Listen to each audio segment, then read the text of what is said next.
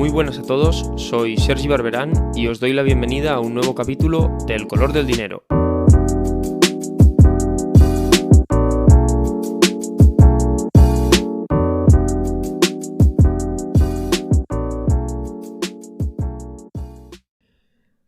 Bueno, muy buenas a todos y bienvenidos al segundo capítulo de la tercera temporada de El color del dinero. En el episodio de hoy vamos a tratar un tema que por desgracia se está empezando a normalizar, que es la cuestión del precio de la luz, que en este mes de agosto ha alcanzado varios máximos históricos consecutivos. A principios de este año 2021 ya tuvimos varias noticias relacionadas con el precio de la luz debido a que durante la semana que duró la borrasca Filomena los precios se dispararon y generaron mucho revuelo en la conversación política. Aunque dicha subida fue transitoria, desde la llegada del verano el precio ha vuelto a escalar y esta vez no parece dar señales de que vaya a bajar próximamente. La subida ha venido a coincidir con el momento crítico del verano en que se da un elevado consumo energético por parte de los hogares y además con la ya crispación social existente con la cuestión de la tarifa repartida en horas que el gobierno había implementado hace un par de meses. Todo ello ha llevado al inevitable surgimiento de la pregunta de qué podemos hacer para rebajar el precio de la luz, y eso es precisamente lo que vamos a intentar desgranar en el capítulo de hoy. Yo oigo algunas cosas que en fin, me parece que son probablemente exageraciones, del mismo modo que hay memes en las redes sociales. Yo desde luego no recomendaría a mi madre que se levantara a las 2 de la mañana a planchar, ni para atrás. Cuando la ministra de Transición Ecológica, Teresa Rivera, dio esta rueda de prensa hace un par de meses, seguramente no podía imaginar el verano que se avecinaba. Por decirlo de forma clara y directa, este mes de agosto los españoles han pagado varias veces consecutivas la luz más cara de su historia. El pasado viernes 13 de agosto se alcanzó el último récord, de momento, puesto que todavía hay margen para que el precio continúe escalando, y el coste de la luz se estableció en 117,3 euros por megavatio hora. Por si la cifra no nos dice gran cosa, podemos compararla con el coste de la electricidad el mismo día del año pasado, cuando fue de 40,52 euros el megavatio hora, es decir, 3 veces menos. Antes de comenzar a abordar cómo es posible que en el plazo de solo un año el precio se haya disparado de esta forma, hay que hacer una aclaración previa para comprender mejor qué es lo que está pasando.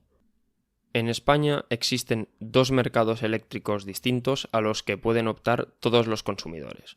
En primer lugar está el mercado regulado, cuyo precio depende de la oferta y la demanda diaria de electricidad y por tanto va variando constantemente. El mercado regulado es lo que se conoce como tarifa PVPC y es una tarifa que es única y estandarizada por parte del gobierno.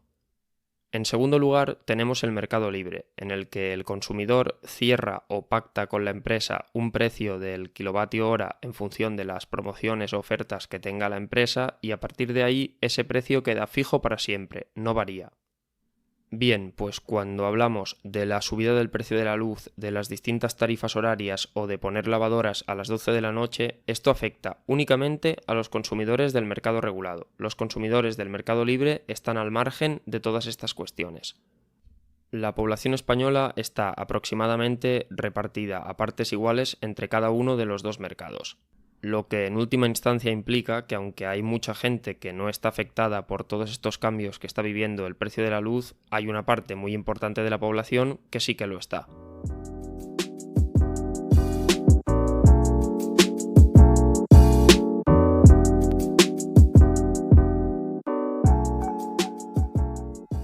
El mercado regulado, como comentábamos antes, recibe su nombre del hecho de que todos los consumidores, independientemente de la empresa con la que tengan contratada la luz, pagan el mismo precio.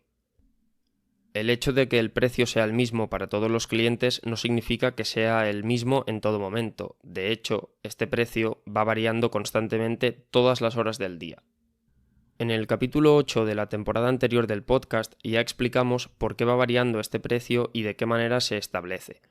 Sin embargo, no es mala idea hacer un pequeño recordatorio de cara a lo que explicaremos a continuación. No existe en España ninguna tecnología que sea capaz de generar por sí sola toda la electricidad que necesita el país para funcionar correctamente. Por ello, la producción de electricidad pasa por un mix de tecnologías, es decir, emplear simultáneamente distintas herramientas: la energía nuclear, las energías renovables y los hidrocarburos, que son básicamente el gas natural y el carbón. Producir electricidad con cada una de estas tecnologías tiene un coste distinto, pero para simplificar y evitar un lío de precios se utiliza un sistema marginalista. Un sistema marginalista funciona como una especie de subasta. Todos los productores acuden a un mercado común y van ofertando su electricidad de forma ordenada. En primer lugar lo hacen los que la ofrecen más barata y progresivamente van incorporándose los que la ofrecen más cara. El proceso se detiene cuando la cantidad total de electricidad ofertada ya es suficiente para cubrir la cantidad total de electricidad demandada. El precio al que se oferta, por así decirlo, la última unidad de electricidad necesaria para cubrir el 100% de la demanda es el que se establece como precio marginal, y es el precio que reciben todos los productores por la electricidad que han ofertado. En el primero de los gráficos que tenemos en la cuenta de Twitter asociada a este capítulo, @elcolordinero, podemos ver qué tecnologías son las que acostumbran a fijar los precios a lo largo de un año. En otras palabras, podemos ver qué tecnologías son las que entran en último lugar con el precio más alto para terminar de cubrir la demanda. Mirando el gráfico nos percatamos de que básicamente son dos las tecnologías que fijan el precio de la luz durante la mayor parte de las horas del año: la hidráulica y el ciclo combinado, que es una forma distinta de referirse al gas natural. Entre ambas tecnologías determinan el precio el 75% de las horas del año. En el episodio de la temporada anterior comentamos que las energías renovables y la energía nuclear eran tecnologías baratas de generación de electricidad, mientras que los hidrocarburos eran tecnologías caras. Esta explicación concuerda con el hecho de que el gas natural determine el precio el 25% de las horas, pero no concuerda con el hecho de que lo haga la energía hidroeléctrica, puesto que en principio el agua es un recurso renovable. Además, si pensamos en el funcionamiento de una central hidroeléctrica, vemos que el coste de generación es cercano a cero. Basta simplemente con dejar salir agua de la presa o el pantano en cuestión y hacerla pasar por las turbinas. Lo que pasa aquí, por tanto, es una especie de espejismo. En algunas ocasiones, cuando el gas natural está caro en los mercados internacionales, la hidráulica hace un ejercicio de picaresca y en lugar de ofertar su electricidad barata prácticamente a coste cero al principio de la subasta, se espera hasta el final y entonces la oferta a un precio solo un poco más bajo de lo que lo haría el gas, cubriendo toda la demanda y fijando el precio marginal.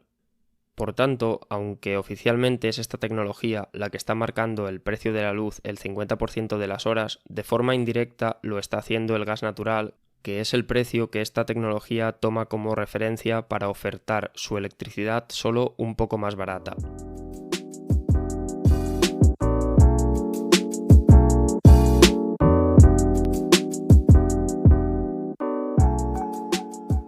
Una vez repasado cómo funciona el sistema marginalista, es momento de responder a por qué ha subido el precio de la luz. La respuesta es clara y directa: la culpa es del gas natural. En el segundo de los gráficos de Twitter podemos ver cómo ha ido evolucionando el precio del gas los últimos 5 años.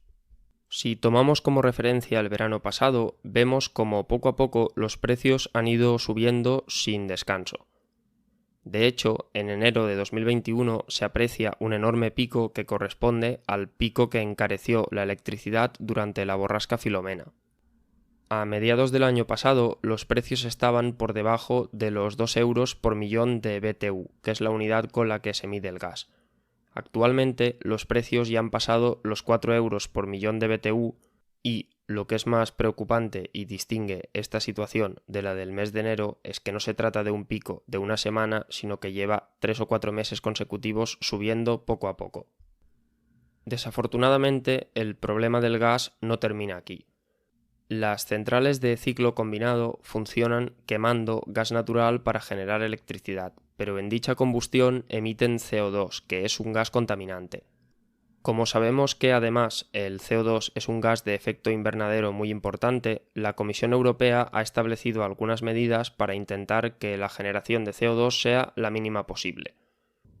Hace unos 15 años, la Comisión Europea estableció el primer mercado mundial de derechos de emisión de CO2.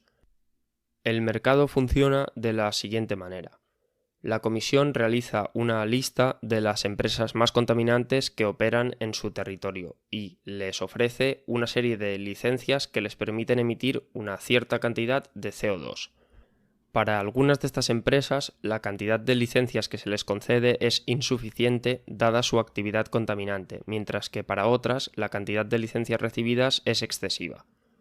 El mercado de derechos de emisiones permite que aquellos a los que les sobran derechos de contaminación se los vendan a los que necesitan más derechos. El quid de la cuestión reside en si estos derechos son caros o baratos.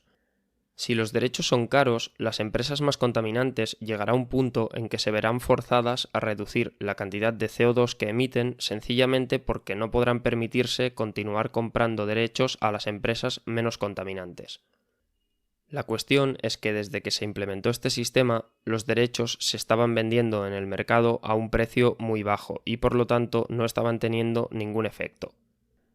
Con la publicación de las últimas evidencias científicas acerca de la cuestión del calentamiento global, la Comisión Europea ha anunciado que va a reducir drásticamente la cantidad de licencias que concede cada año.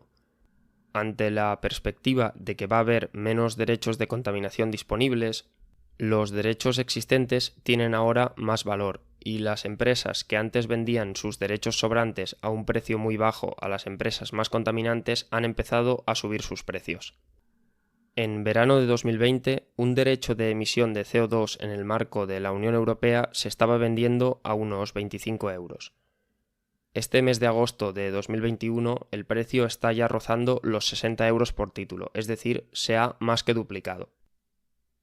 Naturalmente, las compañías eléctricas pertenecen al grupo de empresas que necesita comprar derechos de emisión porque su actividad es más contaminante de lo que debería ser.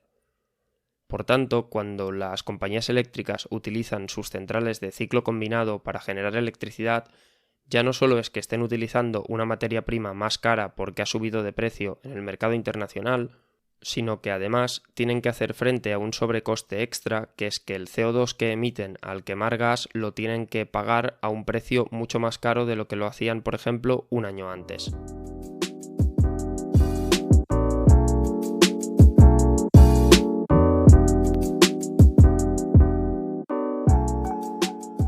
Si bien decíamos que el precio del gas, a diferencia de lo que pasó en enero, no parece ser un pico estacional, sino que realmente hay una tendencia al alza, lo que sí que está claro es que los derechos de emisión de CO2 no van a bajar de precio, puesto que el objetivo explícito de la Comisión Europea es que no lo hagan. Esto significa que si, por ejemplo, dentro de 6 meses el gas revierte su tendencia alcista y vuelve a bajar de precio, aún así, la generación de electricidad mediante la quema de gas natural va a continuar siendo cara por culpa de los derechos de emisión. Esto, además, no tiene efecto únicamente sobre el precio del gas, sino que, como comentábamos antes, la hidráulica acostumbra a fijar su precio tomando como referencia el del gas natural y ajustándolo ligeramente a la baja. ¿Qué se desprende de todo esto? Bien, pues que por la parte de lo referente a los costes de la generación de la electricidad no parece que en el corto plazo haya mucho margen de maniobra. Sin embargo, el gobierno, ante la presión social, ha anunciado que tiene algunas ideas para rebajar el precio de la luz. Veámoslas. Una rebaja del 21 al tipo reducido del 10% del IVA aplicable a la electricidad para todos los consumidores con una potencia eléctrica contratada de hasta 10 kilovatios. Tienen que tener en cuenta que la potencia media contratada por los consumidores domésticos es de en torno a 4,1 kilovatios, por lo tanto, son la práctica totalidad de los hogares españoles las que se verán beneficiados por esta medida y también verán incrementada su renta disponible una vez que el Gobierno acomete esta reducción. Escuchando estas declaraciones hay algo que nos podría chocar y es que ¿qué tiene que ver el IVA con la subida del precio del gas en el mercado internacional y de los derechos de emisión de CO2? Bien, pues la respuesta es sencilla. El precio final que paga el consumidor en su factura de la luz es superior al precio de mercado que hemos estado comentando hasta ahora, y uno de los motivos por los que es superior es la existencia del IVA. La CNMC, que son las siglas de la Comisión Nacional de los Mercados y la Competencia, es un organismo regulador que, entre otras muchas cosas, ayuda a los consumidores a garantizar que sus intereses están defendidos en el mercado. Para los últimos años, la CNMC dispone en su página web de una herramienta que permite desglosar el precio de la luz que paga el consumidor final. En la cuenta de Twitter podemos encontrar un par de gráficos que recogen la información de la CNMC. De acuerdo con sus datos, solo el 31% del precio que paga el consumidor final es directamente debido a la generación de la electricidad, es decir, a todo el sistema de fijación marginal de precios que hemos comentado antes. Del 70% de la factura que queda, el 46% son los llamados costes regulados, el 21% corresponde a impuestos y el 2% restante a otros conceptos, como pueden ser, por ejemplo, el alquiler del contador. Sin entrar en un debate acerca de cuál debería ser el IVA de la luz, lo cierto es que sí que tiene sentido que se pague una cierta cantidad de impuestos por el suministro eléctrico. Sin embargo, si sumamos los impuestos y la generación de la electricidad como tal, nos damos cuenta que llegamos solo al 50% de la factura de la luz que paga una familia española. La pregunta obligada aquí, por tanto, es ¿qué son estos costes regulados que representan la otra mitad de la factura?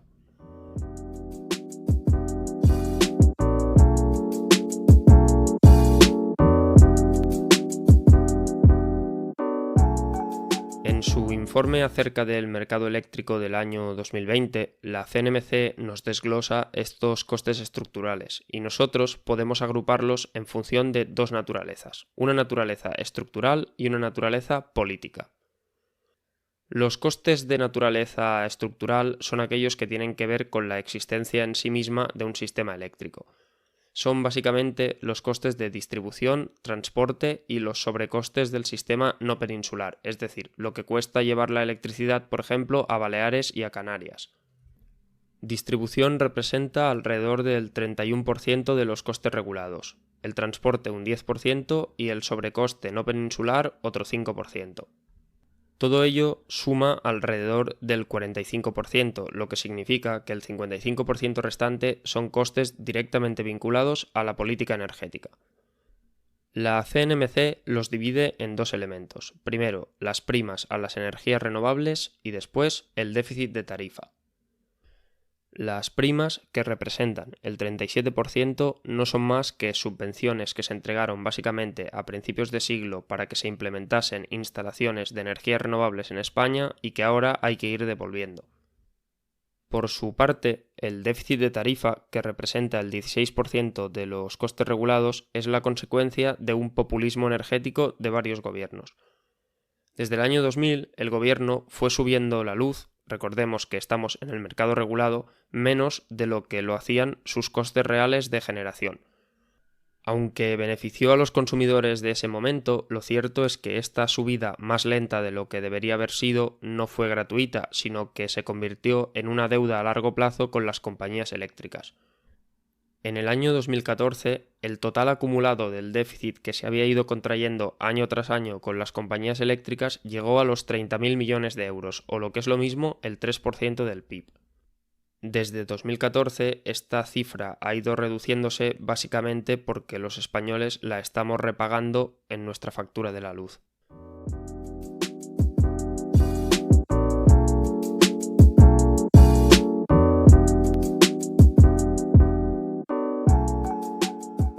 Ahora ya tenemos una perspectiva clara y amplia de cómo funciona el sistema eléctrico español y sobre todo qué paga un ciudadano español en su factura de la luz.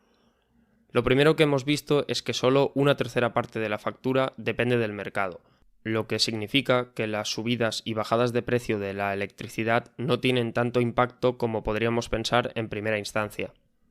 Aún así, dentro de esta parte pueden tomarse dos medidas que contribuirían a bajar los precios como mínimo a largo plazo.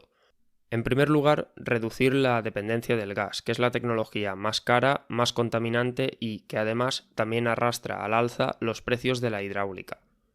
En segundo lugar, abordar la falta de competencia existente en el mercado eléctrico, que está controlado en última instancia por 3 grandes compañías, cuya capacidad de realizar distintas tretas picarescas, como lo que hemos comentado antes de las centrales hidroeléctricas, se vería muy mermada si entrasen nuevos competidores.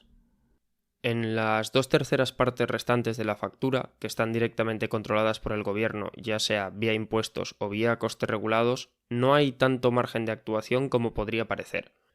La bajada del IVA es una buena decisión, pero afecta únicamente a una pequeña parte de la factura, puesto que dentro de ese 21% que son impuestos no está únicamente el IVA, existen también otros como el impuesto a la electricidad.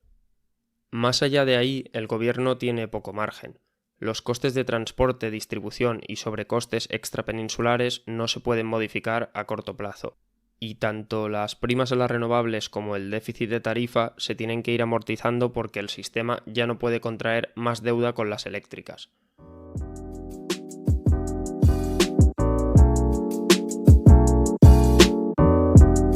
Todo esto nos parece una paradoja de la que podemos extraer una importante lección.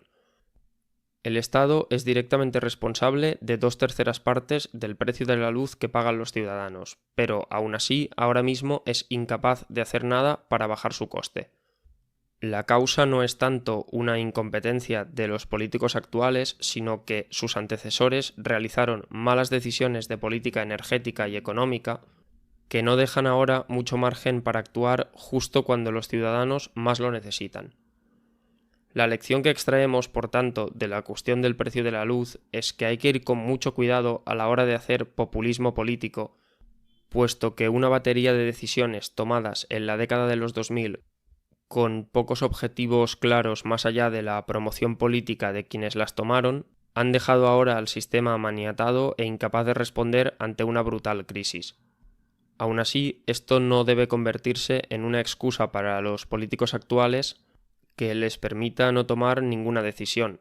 Para evitar que esta misma situación se repita dentro de 5 o 10 años, el gobierno sí que podría trabajar en reducir la dependencia del sistema energético español del gas natural, lo que contribuiría a estabilizar enormemente los precios y, aunque estos representen solo una tercera parte de la factura, una estabilización a la baja de esa tercera parte sería muy agradecida por los bolsillos de todos los españoles.